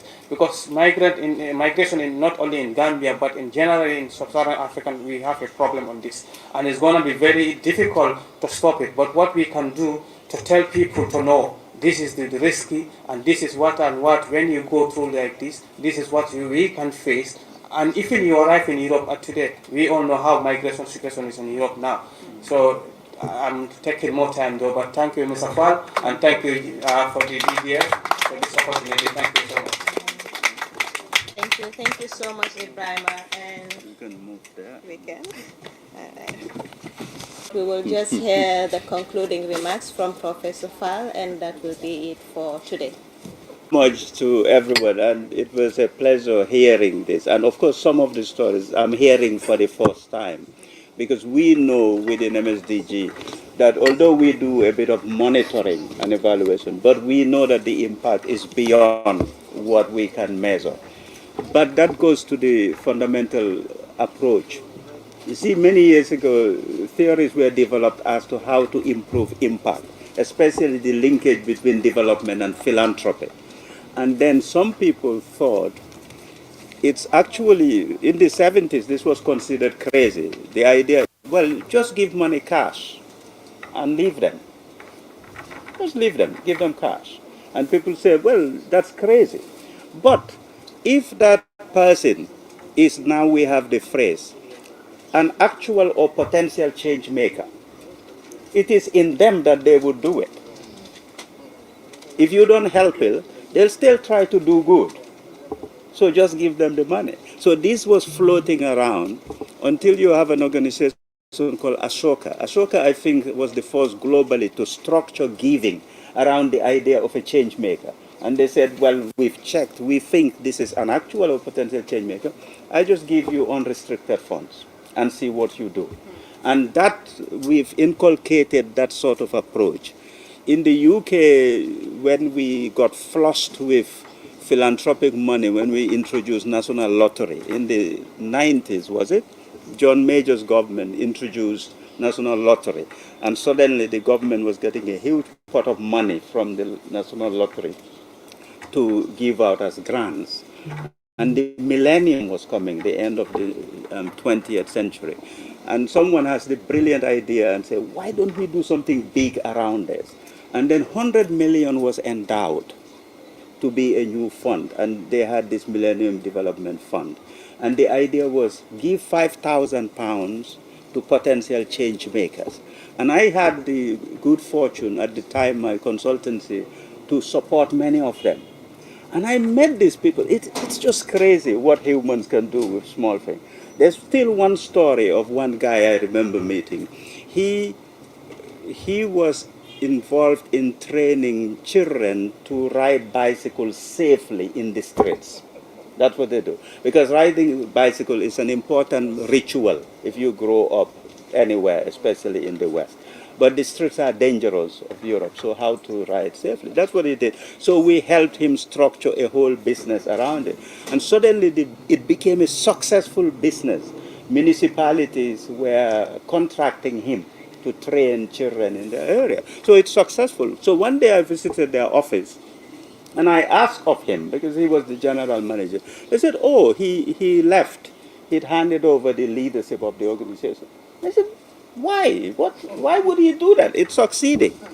But he left because it succeeded.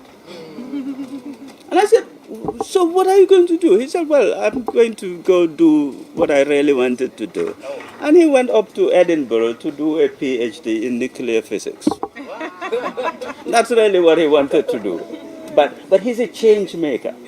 Yeah? So here, you can see the stories we hear from our fellows, that the stuff they're doing that's motivating them. So that's what we're trying to do, find actual and potential change makers and give just a little bit. So we're very pleased to have the new cohort. I think Khadija Tujalo is one of our cohorts. She was around here. You've seen what Ibrahima is doing. By the way, this funding is funded by IOM. So they did listen to you. So we're using their money. We're using their money to do that. But in these difficult things, you have to have different approaches to do it. And I encourage everyone in the media to look at the fellows and go do stories on them, both the 54 and the new 11. Please go find out what they're doing. You will be helping us as well, because we also don't have the resources to monitor. In fact, even if I have it, I won't spend it on trying to find out what you're doing. Yeah, I'll give it to the new Minkers. Yeah, you fellows from Nyomi. So the change makers, extremely important. You can see, if you look at these fellows, they are all stars in a way. And our engagement with them is also, we want them to also help us. That's why we don't leave them alone, because by themselves they're stars and we can benefit from them. But also we're learning from them. We ask them to assist us, to talk to people, to give advice. And yes, when you join, you won't escape. Yeah, it's a straightforward deal. Yeah. And the partners, if you look at them, Sawane and his partner here is here, Salifu. Sawane is a banker, finance expert. He was our Diaspora keynote speaker a few years ago. He's a star out there in the world. You know, he was in Nigeria. He was decorated with one of the highest honors in Ivory Coast, because he'd brought huge infrastructure. You know, if you hear the sorts of money they deal with, you know, your eyes water.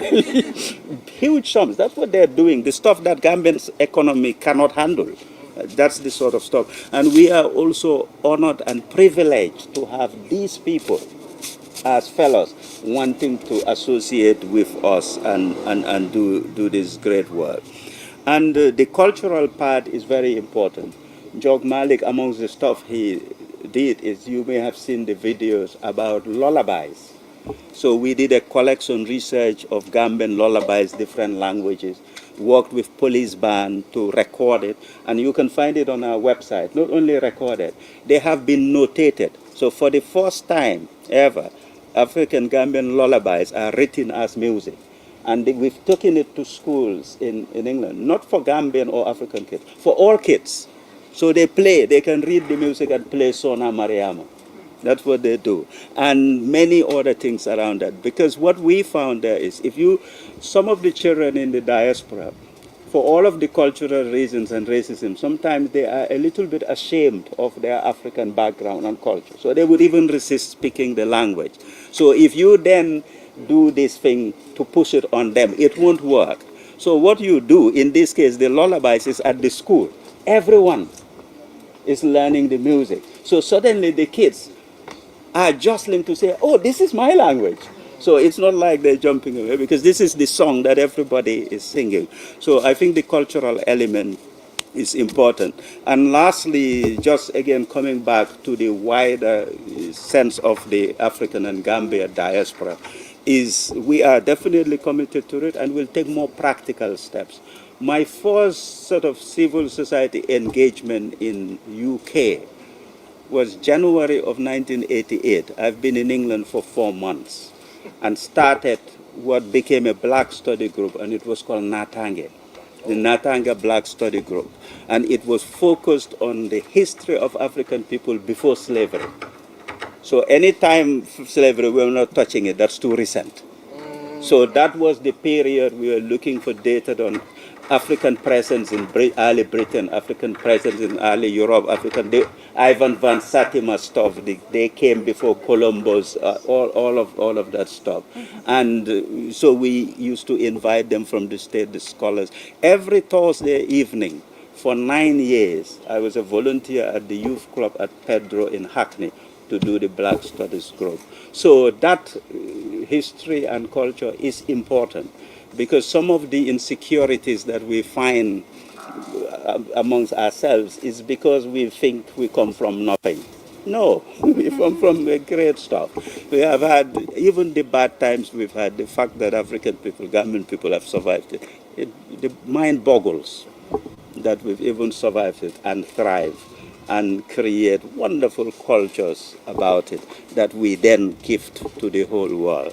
So that, in essence, is the approach we use. Invest in change makers, a sense of partnership and commitment, a sense of generosity, a sense of focus on the solution. People used to tease me because I became very predictable, that before the conversation ends, I would say, let's focus on the solution. But you know what? Please believe me and follow my advice. It is good for our health. When you start negative stuff, it is proven the neurology of your whole body is bringing the negative stuff. But for that short term, it's actually enjoyable. It's a rush. Sometimes when you are angry, you want to be angry. But count yourself out quickly and get onto the focus. And it's by magic, however big the problem is, focus on the solution, find the partners. And again, don't say, because the partners are not from my social class, I don't know them. We would learn a lot. So that's why you see the diversity in everything. Our fellows, we have a professor from an Ivy League university, veterinary surgeon, to a master drummer. That's the sort of range we have. Each one of them doing wonderful things. So I also take the opportunity to thank the staff. And second fellow, I see the maternal blood bank. Amijaju's people are here in the house. And yes, thank you so much. And are you sure you have lunch for us? Yes. Yes, yes, indeed. And are we dismissed? So it is officially closed. Thank you so much. Thank you.